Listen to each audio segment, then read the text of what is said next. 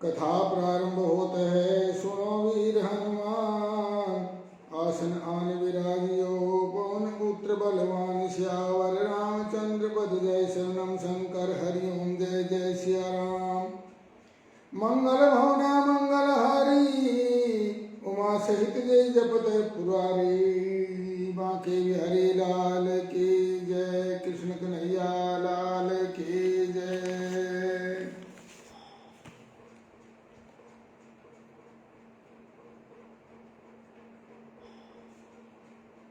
आज हमारी कथा 13वें अध्याय की है, जिसमें वाराह अवतार की कथा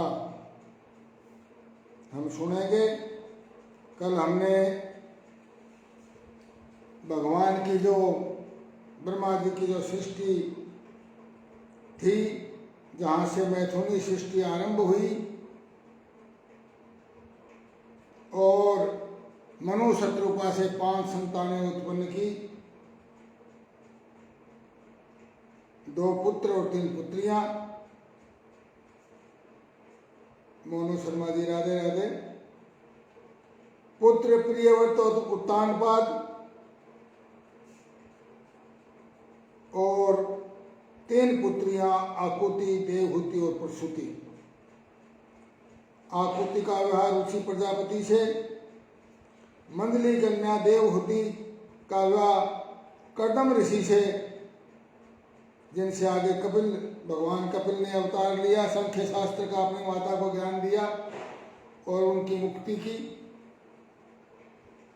और प्रसूति को दक्ष प्रजापति, वीरेंद्र पिंडारा जी राधे राधे।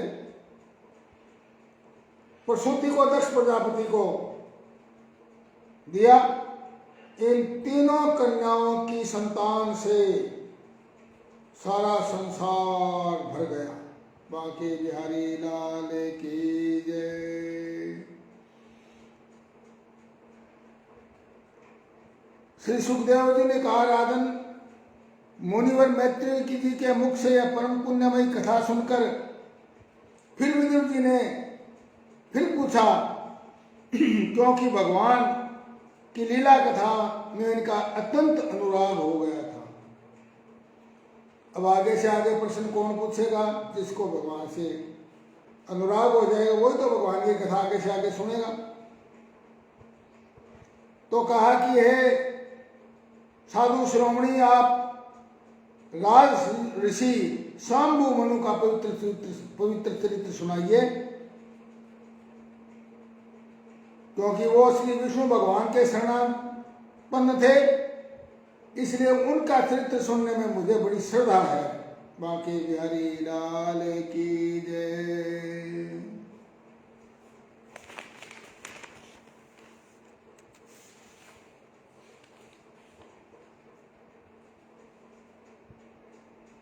और जिनके हृदय में श्री मुकुंद के चरणारविंद विराजमान हैं, जिनके हृदय में भगवान के चरण कमल विराजमान हैं, उन भक्तजनों के गुणों को सुनना भी मनुष्य के बहुत दिनों तक किए हुए शास्त्र के अभ्यास से का परिश्रम का मुख्य फल है।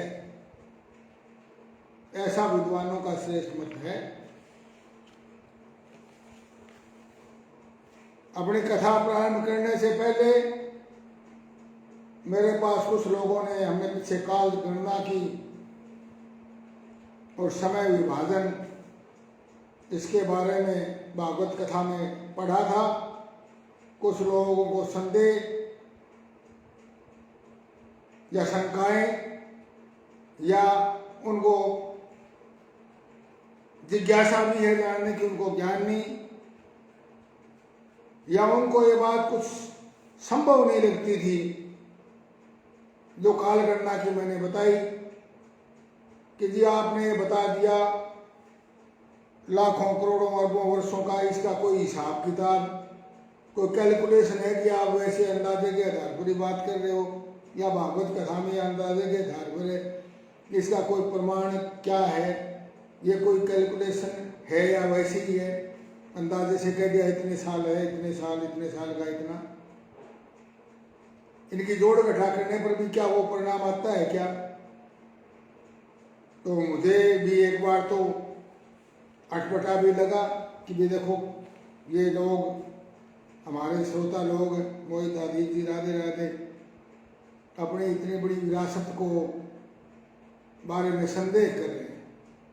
परंतु फिर भी मैंने सोचा इनका कसूर नहीं है, क्योंकि ये लोग भी उसी पाश्चात्य पद्धति से पढ़े हुए हैं जिनके हम भी उसी से पढ़े लिखे थे, पढ़े हैं। परंतु हमने अपनी जड़ों को नहीं छोड़ा, अपने इतिहास ग्रंथों के में हमारी रुचि रही, तो इसलिए हमें भ्रम नहीं हुआ। परंतु इनका तो स्वाभाविक ही होना है, जिन्होंने डार्विन के सिद्धांत और ये पढ़े हैं, उनको लगता है नहीं कि सृष्टि इतनी पुरानी है, तो स्वाभाविक है। परंतु फिर मैंने गौर किया, मैंने कलम और ये कागज लेकर के मैंने गणना करी, सारा है जो काल गणना और ये सम्मत बताया गया, इतने सालों का बताया गया है, कौन सा कलयुग चल रहा है, कौन सा सृष्टि सम्मत है, ये भी मैं सारा कैलकुलेट करके आपको बताऊंगा, इसमें भी आया है। ये मैंने अपने पेन और कागज से खुद जोड़ घटा करके भी फिर इसमें मैंने अपना किया है। बहुत ही ये सटीक है, हाईली जो सुपर कंप्यूटराइज गणना है उससे भी ये सटीक गणनाएं हैं सारी। और हमें बड़ा गर्व होना चाहिए कि हमारे हिंदू धर्म में व्यापक जो उसका दृष्टिकोण है सनातन का, वो कितना सही और कितना वैज्ञानिक और कितना सटीक है, और हूबहू वैसा ही होता आता आया है। बाकी बिहारी लाल की जय। हिंदू धर्म में व्यापक धारणा है कि क्षण या पल के 1000वें हिस्से से भी कम से शुरू होकर, पल से छोटा हमने 1000वां हिस्सा परमाणु से शुरू किया था, और ब्रह्मा जी की आयु 100 वर्ष, ब्रह्मा जी के 100 वर्ष हम कैलकुलेट करेंगे, बताएंगे ब्रह्मा जी की आयु कितनी है, हमारे मनुष्यों की आयु के हिसाब से ब्रह्मा जी की आयु कितनी है। क्षण या पल के 11वें हिस्से से भी कम से कम शुरू होकर ब्रह्मा जी के 100 वर्ष पर भी समाप्त नहीं होती। ब्रह्मा जी के 100 वर्ष होने पर, ब्रह्मा जी की आयु समाप्त होने पर पूर्ण महापर्व लगे 50, फिर दूसरा ब्रह्मा आता है और उसकी भी 100 आयु। इस चक्कर का गणना करने से ये बाहर है, इसको कैलकुलेट करके हम निकाल नहीं सकते। परंतु ब्रह्मा तक की आयु तक का तो हम कैलकुलेट कर ही सकते हैं, उसका तो रिकॉर्ड है, तो उस तक की हम करेंगे, उससे आगे तो हमारा पार ही नहीं। और फिर ब्रह्मा तक की निकालने के बाद हमें, सुजीत यादव जी राधे राधे, हमें पता लग जाएगा कि हम इस सृष्टि में परमाणु से परमाणु के बराबर हैं, इस सृष्टि में हम। और ये सृष्टि भगवान विराट भगवान के, ये सृष्टि हमारी जो सृष्टि है ये एक परमाणु के बराबर है। उस विराट में पता नहीं कितनी अरबों खरबों असंख्य सृष्टियां उस विराट में समाई हुई है। तो उस विराट पुरुष की तो कोई सोच ही नहीं सकता कि उसका क्या है, इसीलिए उसको निराकार कहा है। उस आकार को तो कोई देख ही नहीं सकता, महसूस भी नहीं कर सकता। इन हमारी इंद्रियों से तो परे है, इंद्रियातीत है वो। नीरज बंसल जी राधे राधे। तो हमने सबसे छोटा तत्व संसार का क्या माना? परमाणु। 2 परमाणु मिलकर के एक अणु बनता है, 3 परमाणु मिलकर एक त्रिश्रेणु हमने बताया था, और त्रिश्रेणु से त्रुटि, और 100 त्रिश्रेणु की एक त्रुटि, 100 त्रिश्रेणु नहीं, हाँ, और 100 त्रुटि का एक वेद, 3 वेद के एक लव और 3 लव की एक निमेष और 3 निमेष की काष्ठा, 15 काष्ठा की लघु, 15 लघु की नाड़ी, और 2 नाड़ी का एक मुहूर्त, और 6 नाड़ी से एक प्रहर बनता है। एक प्रहर का मतलब 3 घंटे, 8 पैर का दिन रात होता है, 8 पैर 24 घड़ी, 8 पैर 60 घड़ी, 24 घंटे, यानी 6 नाड़ी से 3 घंटे बन गए,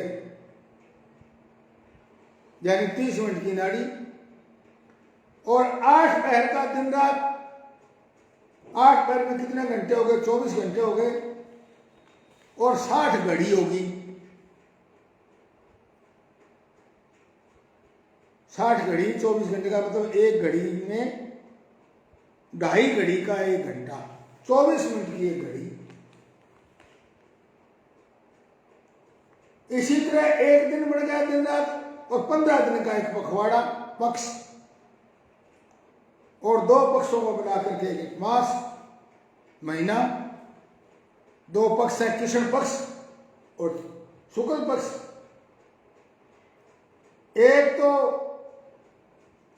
पक्ष में चंद्रमा बढ़ता है कलाएं, और दूसरे में घटती है। कृष्ण पक्ष में घटती है, अमावस आते आते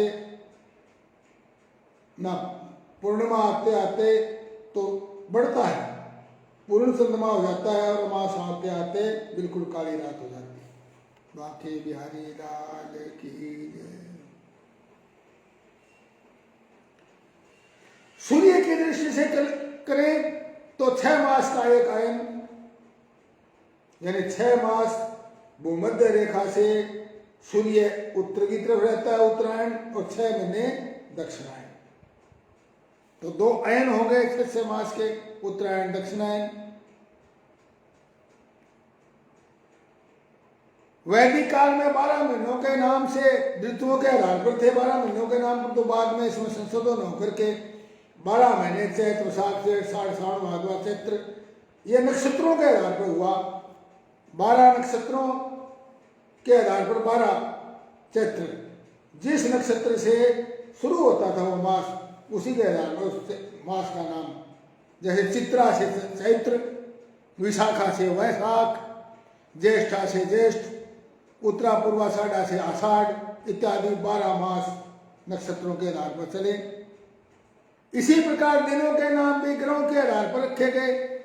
सूर्य से रविवार, चंद्रमा से सोमवार, मंगल से मंगलवार, बुध से बुधवार, गुरु से गुरुवार, शुक्र से शुक्रवार, और शनि से शनिवार।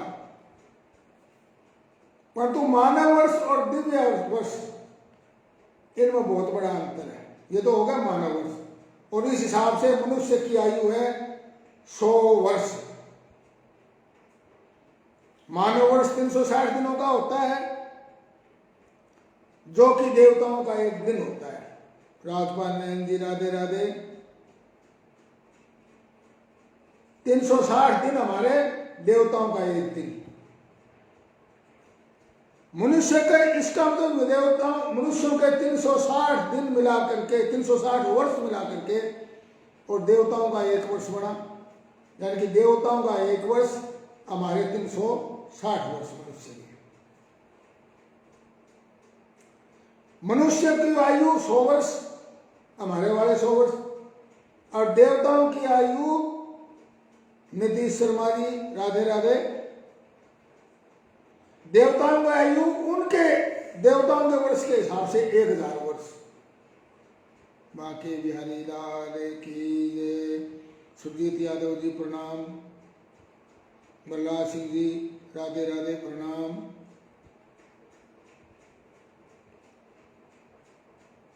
इस प्रकार जो देवताओं के 12,000 दिव्य वर्षों का एक महायुग बनता है। महायुग का मतलब चतुर्युग, सतयुग, त्रेता, द्वापर और कलयुग का चारों को मिला करके महायुग बोलते हैं या चतुर्युग। ऐसे चतुर्युग में कितने दिव्य वर्ष हैं? देवताओं के 1000 वर्ष,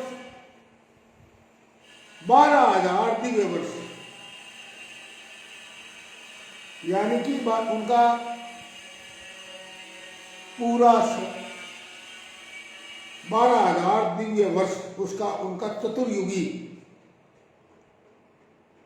और इस चतुर्युग में हमारे कितने साल हो गए? 12,000 में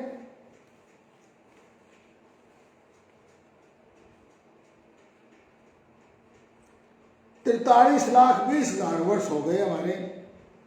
क्यों? कलयुग 4,32,000 का, 8,64,000 का द्वापर, 17,28,000 का, 3 गुणा उससे कलयुग से द्वापर,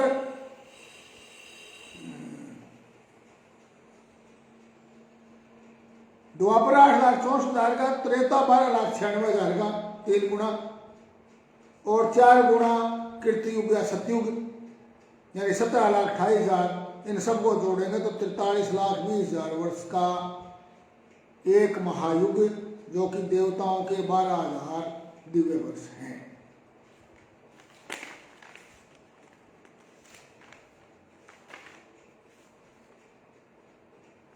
अब इन 1,000 ना 71, 71.5 महायुगों का एक मनवंतर, 14 मनु होंगे 1,000 चतुर्युगी। 1,000 चतुर्युगी में 14 मनवंतर होते हैं, तो इसका मतलब एक मनवंतर में 71.6, 71.5 से थोड़ा सा ऊपर, एक मनवंतर में इतने महायुग यानी चतुर्युग, यानी कि 71, 71.5 गुणा में 43,20,000 आदमियों के वर्ष। तो आदमियों के वर्षों में यदि एक मनवंतर की आयु निकालें तो 30,84,48,000 वर्ष आती है।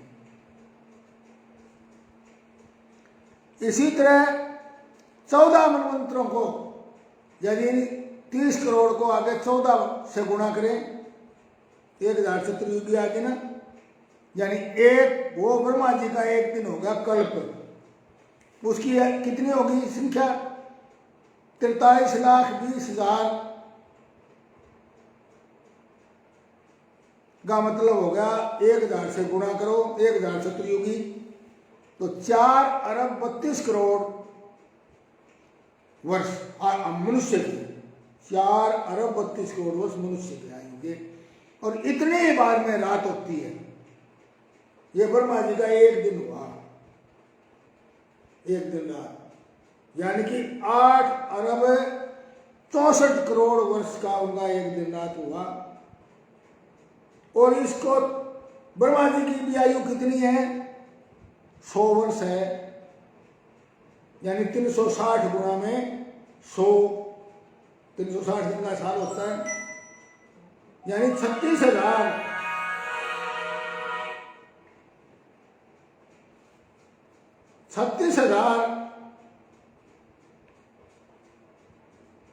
दिन हो गए ब्रह्मा जी के, 36,000 दिन ब्रह्मा जी के। तो इसको 36,000 से गुणा कर दो, 8,64,00,00,000 को गुणा करी मैंने।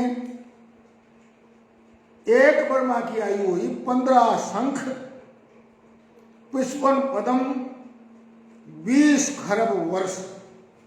बाके बिहारी लाल की जय। ये कैलकुलेट कर रखी है खुद मैंने।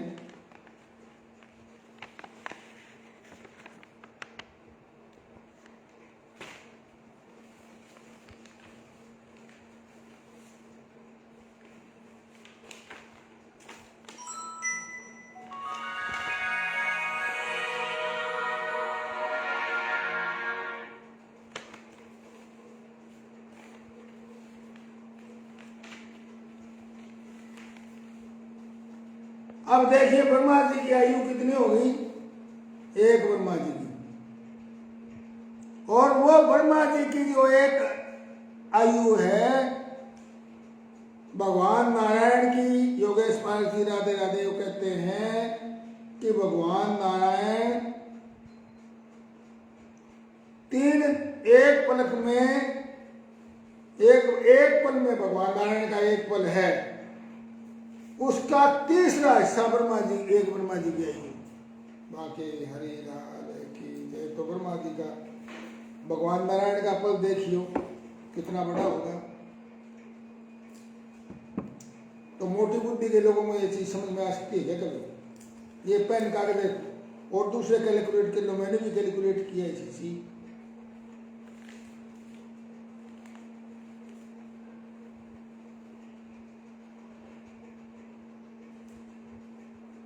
इसके हिसाब से यदि हम आज कैलकुलेट करें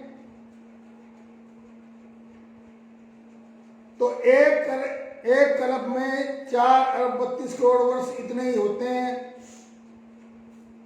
अब जो हमारी सृष्टि चल रही है, हम इस कल्प का जिक्र करें, यानी ब्रह्मा जी का एक दिन।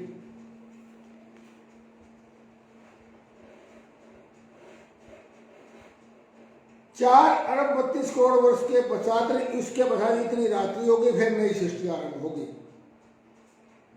मान्यता है कि कल्प के आरंभ के बाद सृष्टि के बनाने में भी, सृष्टि के सृजन में भी 1,70,64,00,000 वर्ष लगे। एक दिन में सृष्टि थोड़ी बन गई। सुभाष जी राधे राधे।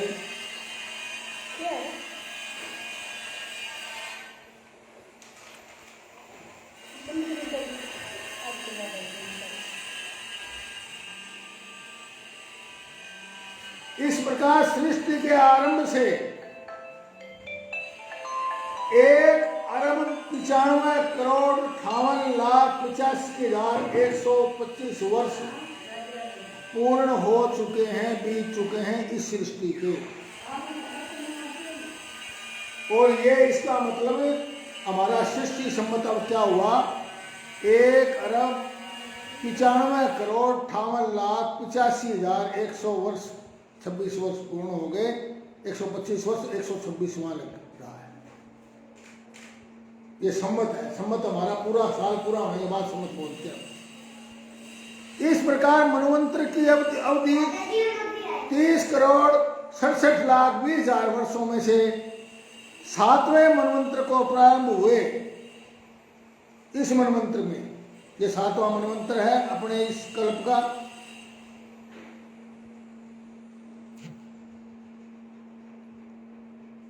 इसमें 12 करोड़ 5,33,125 वर्ष हो चुके हैं तथा वर्तमान वैवस्वत मनु इंद्र और देवगण अपने कारणों में इसके पश्चात लय हो जाएंगे। एक सतयुग कृतयुग 17,28,000 वर्ष तक जैविक प्रलय रहेगा। फिर 8वें मनु सावंती मनु नई जीव सृष्टि उत्पन्न करेंगे।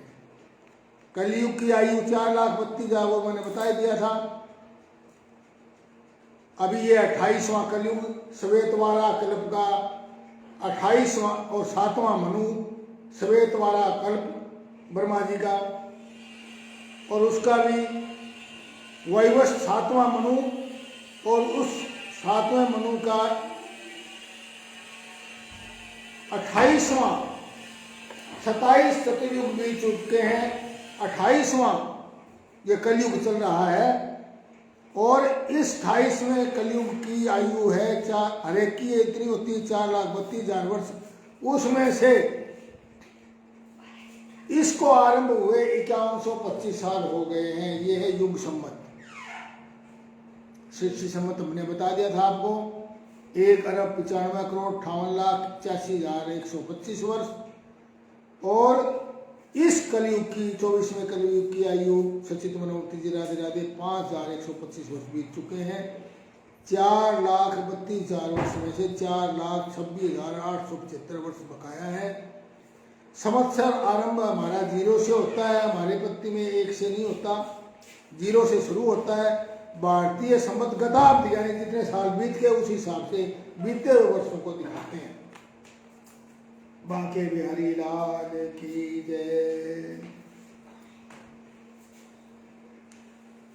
और कल्प के हिसाब से करें तो हमारा कल्प संवत 1,97,39,00,000 और 49,125वां चल रहा है। सृष्टि संवत मैंने बताया था 1,95,58,85,125वां।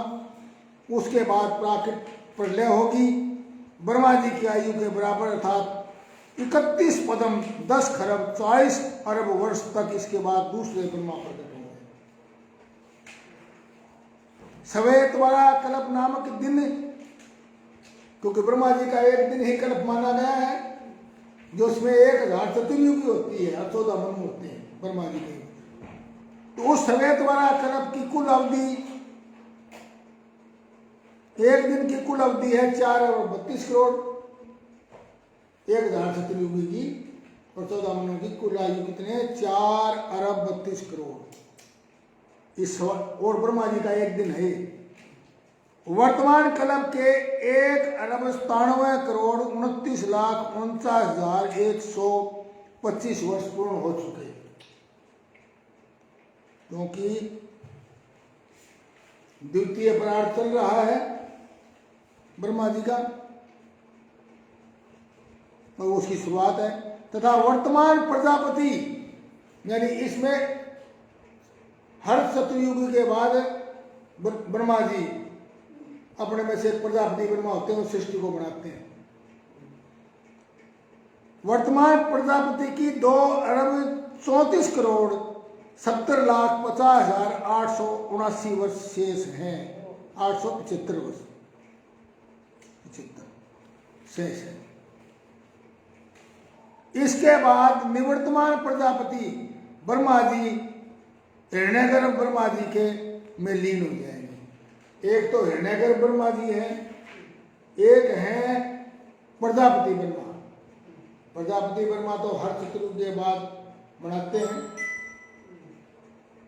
और वो जो जिनका कल्प हुआ प्रजापति ब्रह्मा, उसके बाद जो वो ब्रह्मा जी जिनके 100 साल हैं वो हैं हिरण्यगर्भ यानी भगवान से जो पैदा हुए हिरण्य भगवान। वो उसमें लीन हो जाएंगे प्रजापति, फिर आएंगे, फिर आएंगे, बढ़ाते रहेंगे।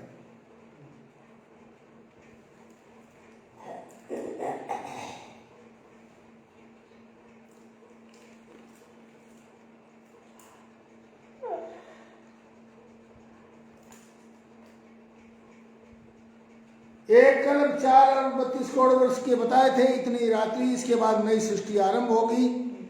मान्यता है कि कल्प के आरंभ में 1,70,64,000 वर्ष तो बनाने में लगे, वो बता दिया मैंने पहले ही। और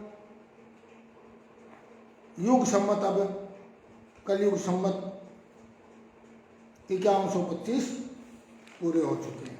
तो ये हमारी गणना है, ये आपको पंचांग में मिल जाएगा, आप गूगल पे देखते हैं, इसे भी कोई भी भाई निकाल सकता है।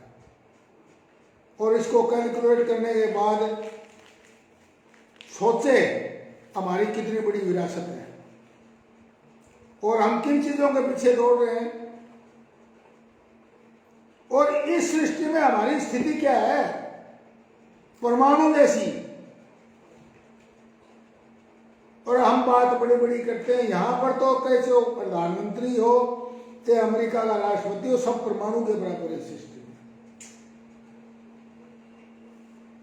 और वो विराट पुरुष कितना विशाल, कितनी उनकी होगी क्षमता, हमारी क्षमता से बाहर की बात है। इसलिए भगवान के बारे में कहना, क्या देखा आपने, उनके बारे में प्रश्न पूछना, छोटा मुंह बड़े मुंह वाली बातें हैं। आवश्यकता क्या है कि हम स्वयं भगवान का अंश अपने आप को समझें और अपना काम निष्ठा से करें। बस इतना ही इसमें तत्व है, असली चीजें यही है। हम उसका था ना तो कोई पा सका, उस विराट पुरुष को ना कोई देख सका, और ना देखने की हमारी ताकत। हमारी ताकत उसमें विलीन होने की जरूर है कि हम उस परमात्मा तत्व में अपने आप को विलीन करते हैं अपनी तपस्या के द्वारा, विद्या बताई है। तो सुखदेव जी कहते हैं, राजन विदुर जी सहस्र शीर्षा भगवान श्री हरि के शरणाश्रित भगत थे।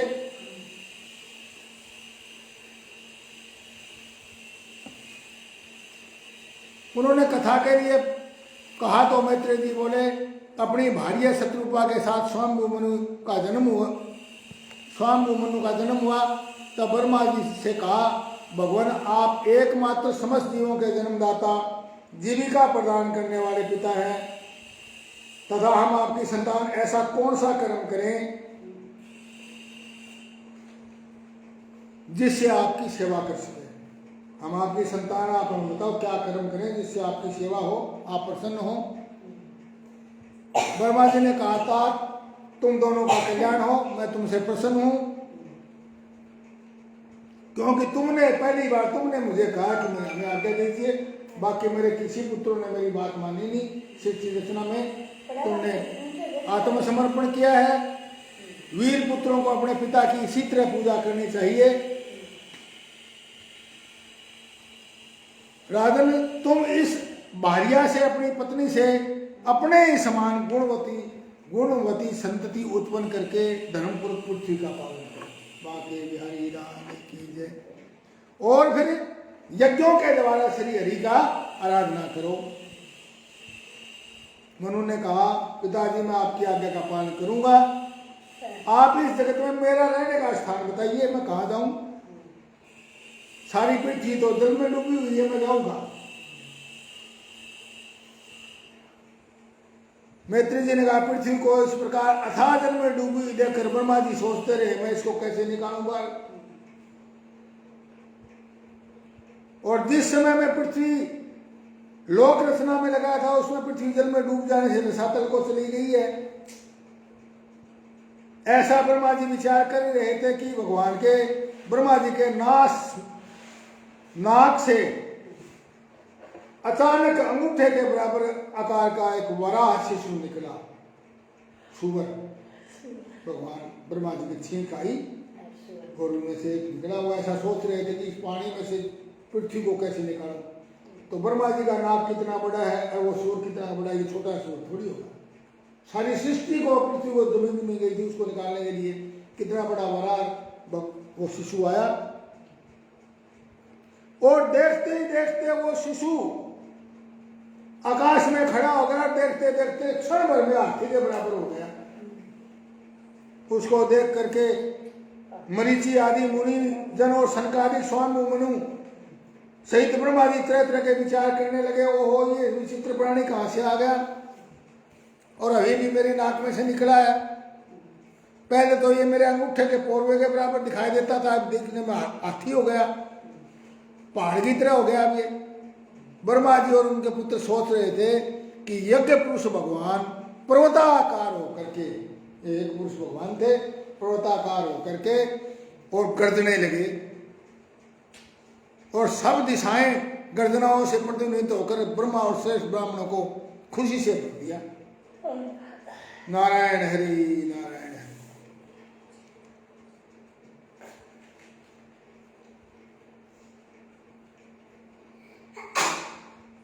पहले वे शुक्र रूप में भगवान पूंछ उठाकर बड़े वेग से आकाश में उछले और फिर अपनी गर्दन के बालों को फटकार कर खुरों के आघात से बादलों को चितराने लगे। उनका शरीर बड़ा कठोर था। भगवान सम यज्ञ पुरुष है, तथापि शुक्र रूप धारण करने के कारण अपनी नाक से सूंघ सूंघ कर पृथ्वी का पता लगा रहे। पृथ्वी कहाँ है? सूर की सूंघने किस्म से ज्यादा होती है, वो नाक से सूंघ सूंघ के चीजों को पता लगा देता है।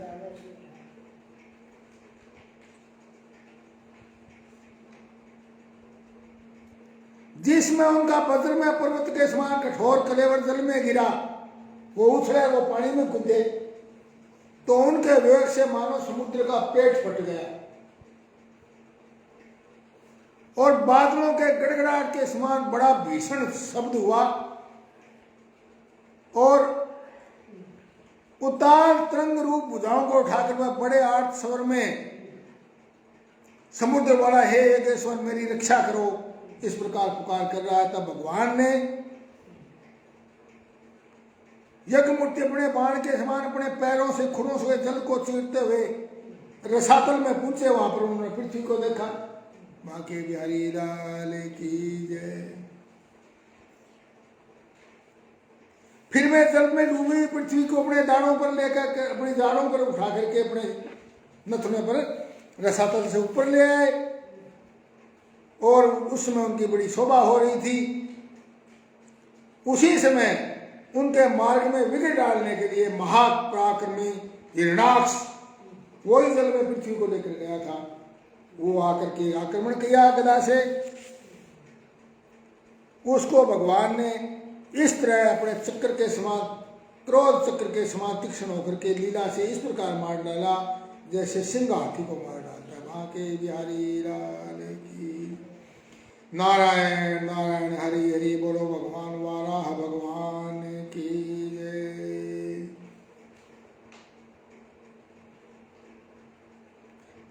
हे तात जैसे गजराज अपने दांतों पर कमल पुष्प धारण कर ले, उसी प्रकार सफेद हाथी की नोक पर और पृथ्वी को धारण करके जल से बाहर निकले वाला भगवान।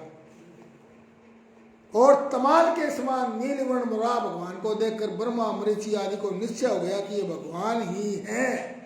तब सब लोग उनकी स्तुति करने लगे। ऋषियों ने कहा भगवान अजित आपकी जय हो जय हो।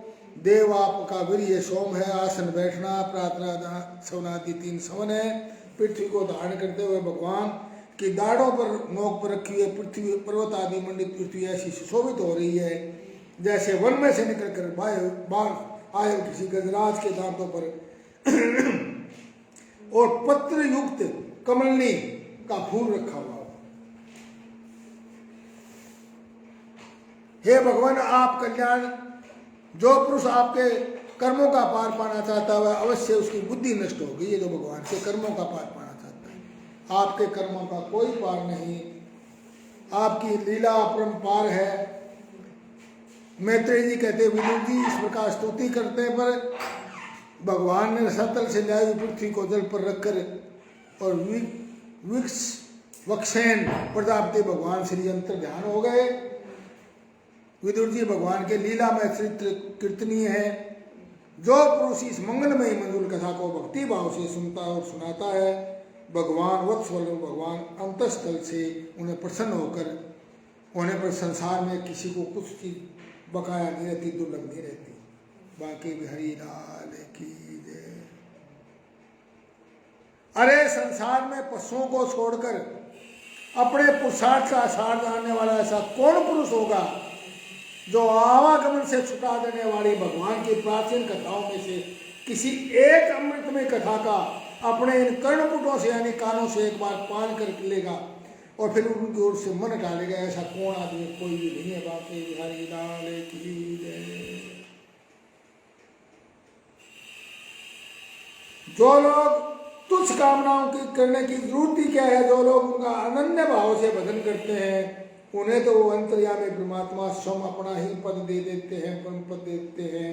कथा समापत होते हैं, सुनो वीर हनुमान।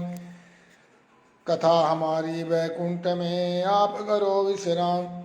श्यावर रामचंद्र पद जय शरणम शंकर हरिओम जय जय श्या राम। बाके बिहारी लाल की जय हो। नारायण नारायण नारायण नारायण नारायण नारायण नारायण नारायण हरि हरि।